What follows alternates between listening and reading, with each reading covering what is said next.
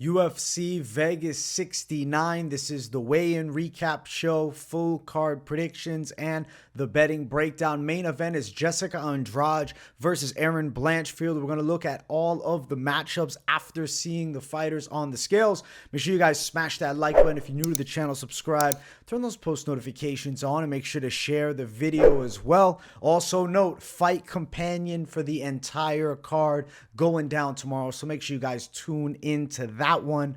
Let's start it off with our first fight of the night. It's Juan Camilo Ronderos versus Clayton Carpenter. My pick throughout the week has been the side of Clayton Carpenter to get the win, and I really am leaning win via submission. We'll pull up the scales and see if anything changes here. Let me shrink myself down a bit more so we can get a more level view of everything here. You can see Juan Camilo Ronderos and Clayton Carpenter, a little bit of size edge towards Clayton. It's nothing substantial. Also, they both looked pretty on weight on the scales here. I mean, there's Clayton. Everybody made weight for the whole card. There's Ronderos. He looks shredded out. The face-off changes nothing for me. Lack of activity for Juan Camilo Ronderos to me is a big concern. It's a reason that I'm going the side of Clayton Carpenter. I also think he has the grappling advantage. I got to ride with him to get the win. I'll say he does it by sub. Still the same pick. Line is wide. Minus 300 Carpenter. Ronderos around plus 270. Win by submission prop.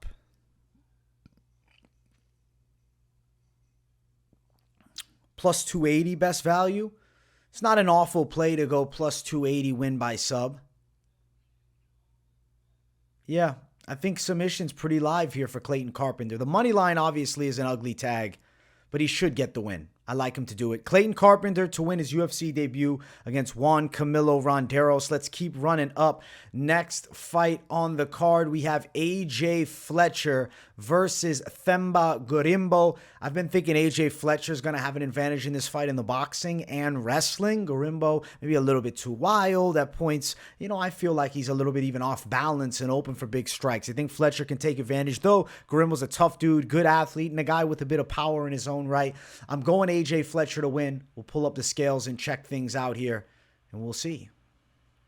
There is Themba Gorimbo, lean and ready to fight.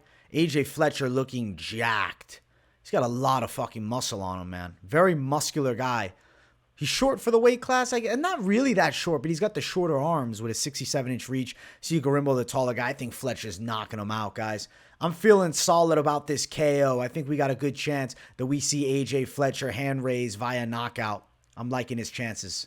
We're going KO, AJ Fletcher. He's minus 255. Gorimbo plus 250. I think that there's going to be a big edge in the physical strength also of AJ Fletcher. And he's finally in a matchup that's favorable towards him. As far as Fletcher to win by KO plus 250, I don't know. That face-off just gives me more confidence on the knockout. I like AJ Fletcher a ton in this matchup. High confidence. Next fight on the card, it's Ovince St. Preux versus Philipe Lins. I have been going dog attack on Ovince St. Preux this week. I think he's a live underdog against Philipe here, though Lins not an easy out. We'll pull up the scales, check things out, and we'll see if anything changes here. Lins, I already had seen, the scales and how the fighters looked, and I thought, wow, Lins looks in great shape, man. Ripped, shredded. He's excited for this fight. He's coming in more prepared than I think he has been for previous matchups, which is concerning, fighting against OSP. But granted, I don't think Lins looked bad physically, even against Marcin. Looking at OSP, he looks old SP, old St. Preux. He's getting up there. I mean, he's almost 40. This is not prime Ovince St. Preux. I think he can win this thing. I'm picking him, but the confidence is dropping, seeing him look grandfather-like on the scales. I don't like it. I don't like the look from OSP. He's an underdog. So the plus money, obviously, bit tempting too. Plus 185, minus 205 for Philipe Lins. Ovince St. Preux is a nervous underdog play. Yes, Lins physically does look fantastic, but I feel like OSP can match him in the actual fighting because it's not a physique show. It's not bodybuilding. This is a fight. I'm going to go Ovince St. Preux still, but I will say there's been a little bit of a nick drop of confidence. I'm a little concerned with him here. I do think it goes over a round and a half. kind of feel like it might be going distance. But OSP does have power and looping shots. He could hurt a Lins, who was knocked out against Tanner Bozier in the UFC. Same Preux by KO, plus 650. Don't love it. Yeah, I'm going dog, but low confidence dog. One of those fights you sit down, enjoy, and maybe a light play on Ovince, same Preux. Because Philipe Lins, he looks in very good shape. But I'm picking OSP still to get himself the win. But maybe a harder fight than I'm even anticipating. And I think it's going to be close. Next fight, it is Jamall Emmers versus Khusein Askhabov. I've been going with the Chechen prospect Khusein Askhabov all week long. You guys are not surprised by that. Jamall's tricky, though. He's long. He's got solid striking skills. And even against Pat Sabatini, he was winning until his leg got ripped apart. But the knee injury, he's 33, and he's fighting a 23-0 fighter. I got to go the unbeaten fighter to get his hand raised. I'm going Askhabov to win. As far as the scales here, Askhabov there, shredded, ready to go. Emmers there, looking pretty jacked up. Face off. Scales don't change anything for me. I'm going Askhabov to win. I've been calling submission. I'm going to stick to my guns and say win by sub for Askhabov. As far as the lines, Askhabov is minus 136. Best value is the favorite. Emmers at plus 136. Dog money. I like Askhabov. I like the money line in a value play like this, but I also do like submission, which sits at plus 350. I do think Askhabov has a big grappling edge. Obviously, Emmers tricky in all aspects and is an athletic fighter, but I think Askhabov can pull this thing out. 24-0 on the way for him here. I'll say he beats a very live game test in Jamall Emmers. Let's keep on running up. Next fight on the card, it is Lina Länsberg and Mayra Bueno Silva. Have to pick Bueno Silva here. I mean, you look at Länsberg, 3-fight losing streak, about to be 41 years old on Sunday. And Bueno Silva, the momentum's in her favor. She's on a win streak. Her arm bars are nasty. Her Muay Thai solid. And Länsberg, I think this needs top position and control to win. Don't feel that good about her actually getting that here. Let's pull up the scales between these ladies and let's see. There is Bueno Silva. You don't see much on the scale. She's on weight. Lina Länsberg. And there's the face-off. You can see Länsberg a bit taller. She doesn't look 40. She looks tremendous.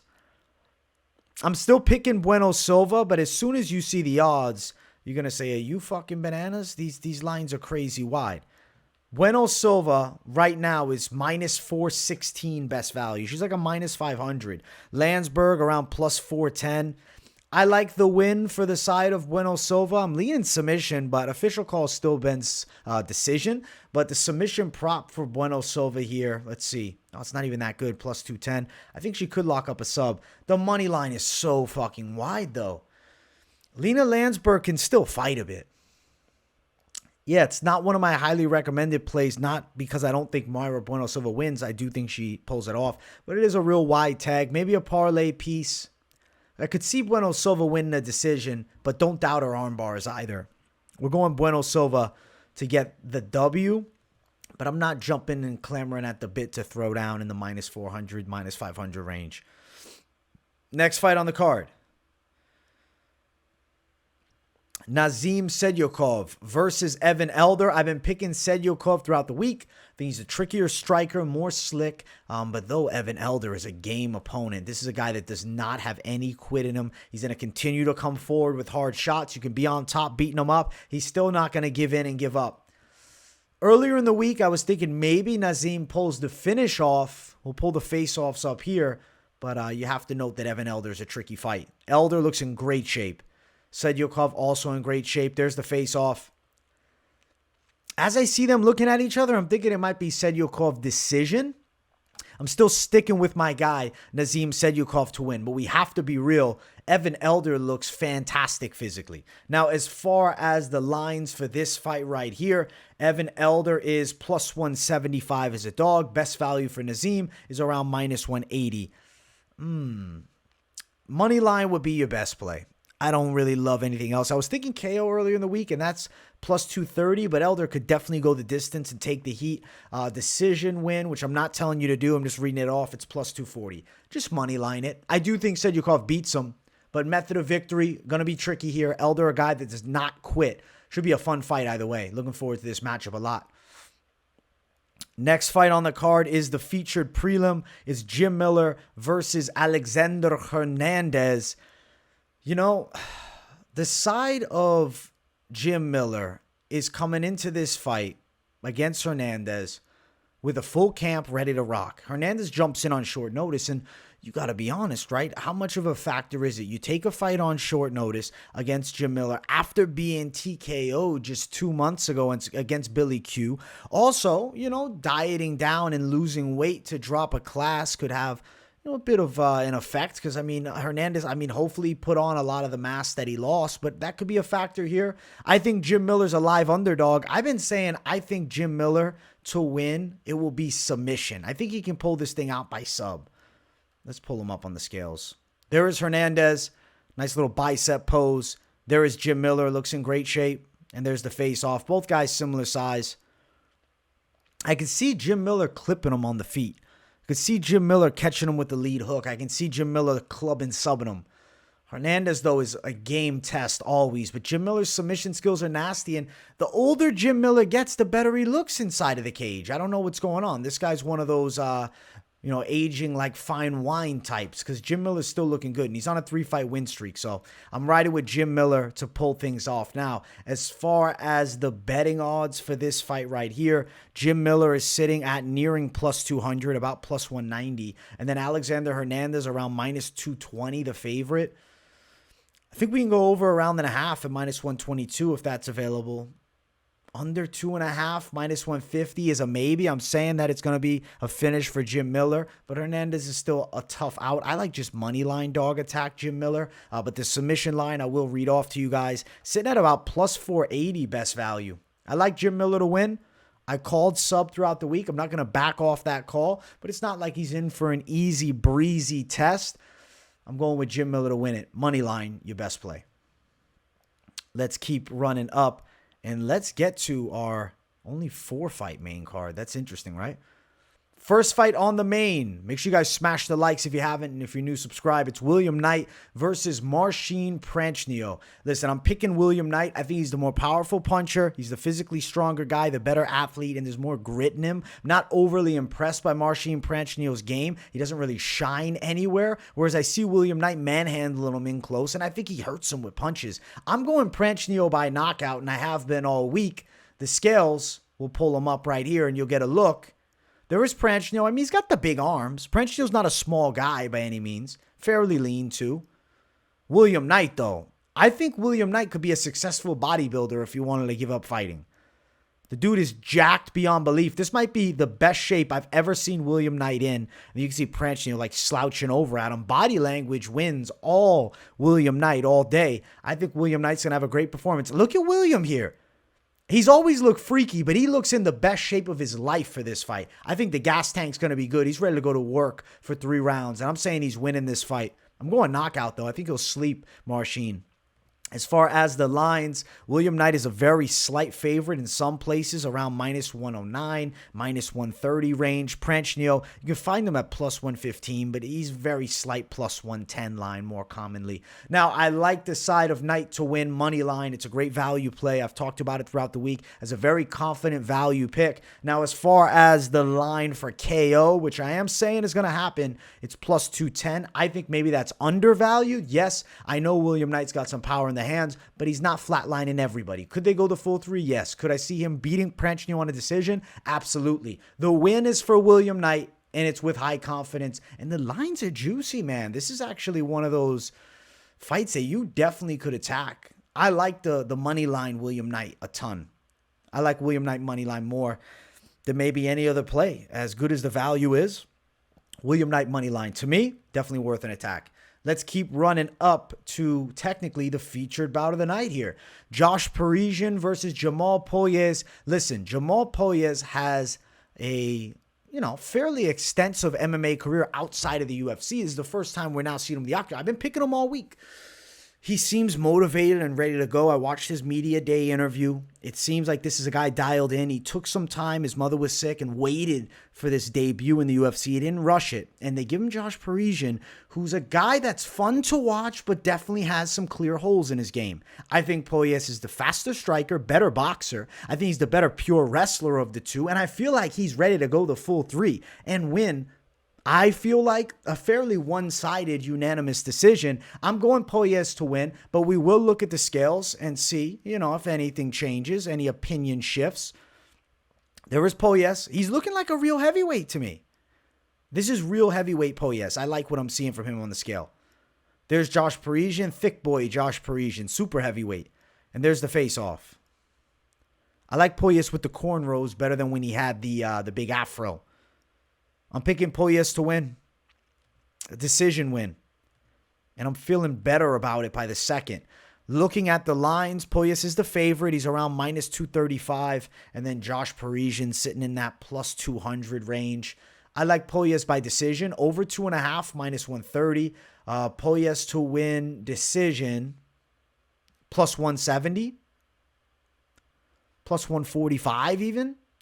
Pogues by decision is something I'm feeling pretty good about. I think that's most likely how he gets it done. You can see Contender Series win decision, outside the UFC decision. You can see a loss, but dude, Alex Polizzi is nasty. He just fought against Yoel Romero in Bellator. You see a lot of decisions, even his first Contender Series fight. You see a knockout way back nearly 4 years ago. He's a decision king. He does well fighting the distance, point fighting, and he's a pretty good fighter, man. I like his game. I like him to win. I'm going Pogues, and I'm feeling pretty good that he gets this thing done. I feel confident looking at him. Co-main event of the evening is Zach Pauga versus Jordan Wright.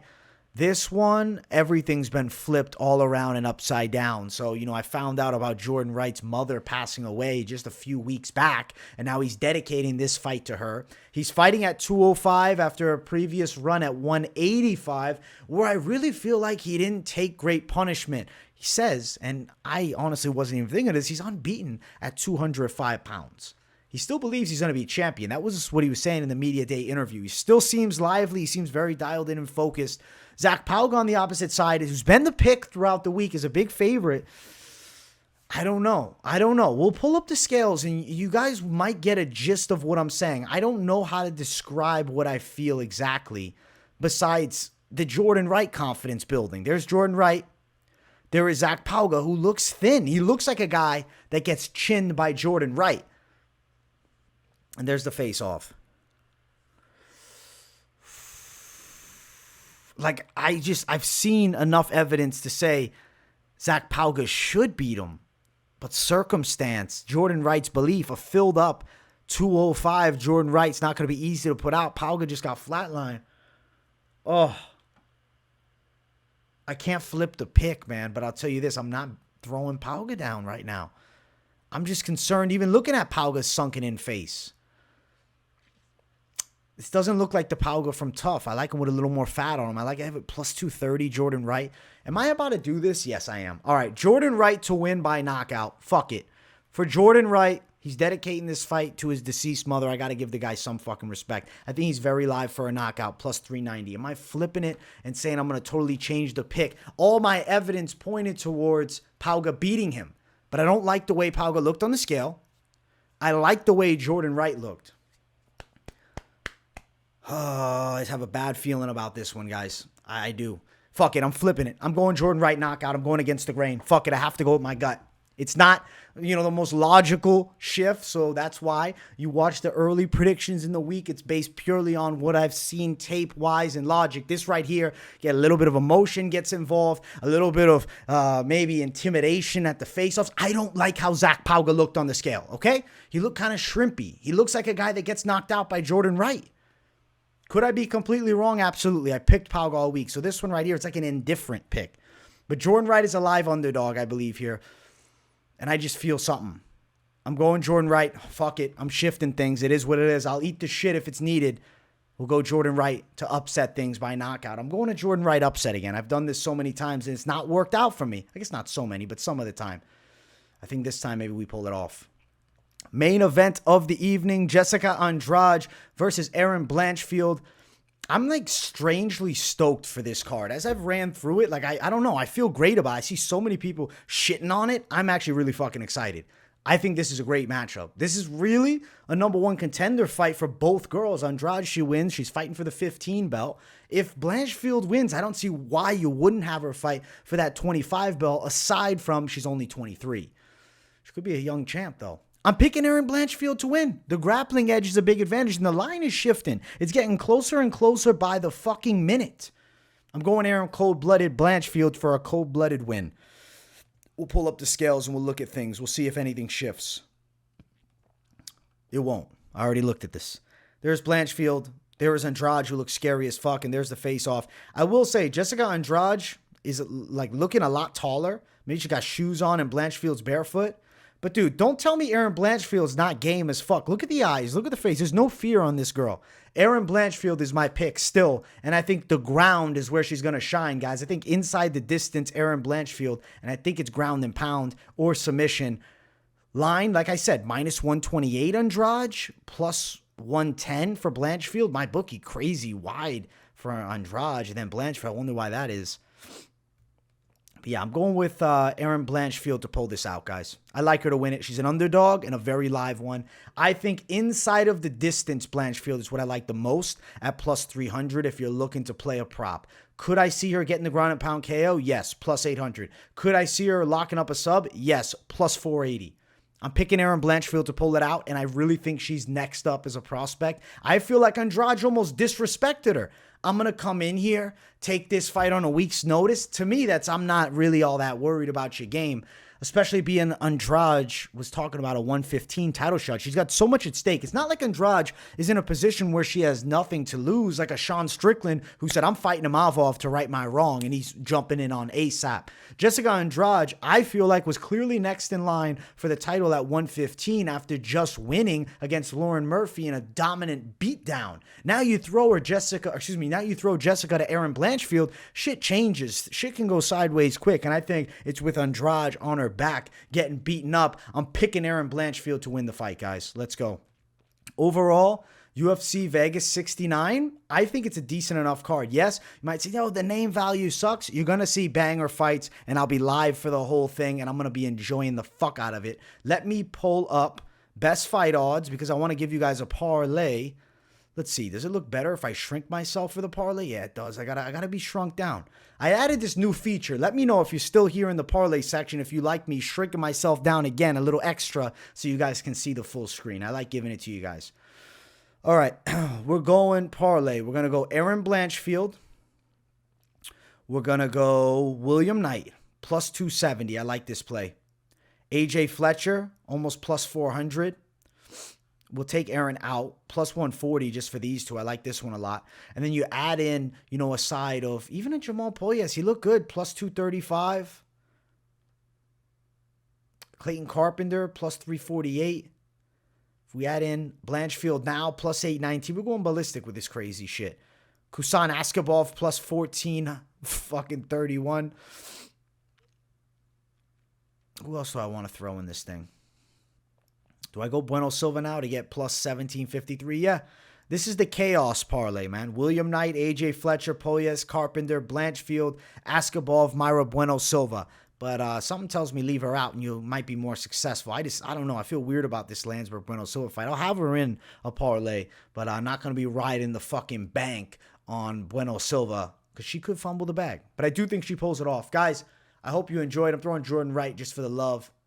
+4,950. This would be fucking crazy. Be cautious with your bets. These parlays at the end are like the fun parlays. I went into a sophisticated parlay breakdown on this week's best MMA bets. Definitely check out that video for, something on maybe the safer side with your parlays. Let me know what you think in the comments of the picks. Also, drop a W in the chat if you got nothing to say to support your boy. Much love. I hope you guys enjoyed the weigh-in recap show. If you're watching this on the Friday night, I'm probably live for Knuckle Mania right now, so make sure you guys tune into that. If it's already Saturday, Fight Companion, come join me. Let's hang out. Let's watch some violence. Much love, people. Thank you all for tuning into the show. Smash the likes, and if you're new, subscribe, and I will see you all in the next one. Peace, guys.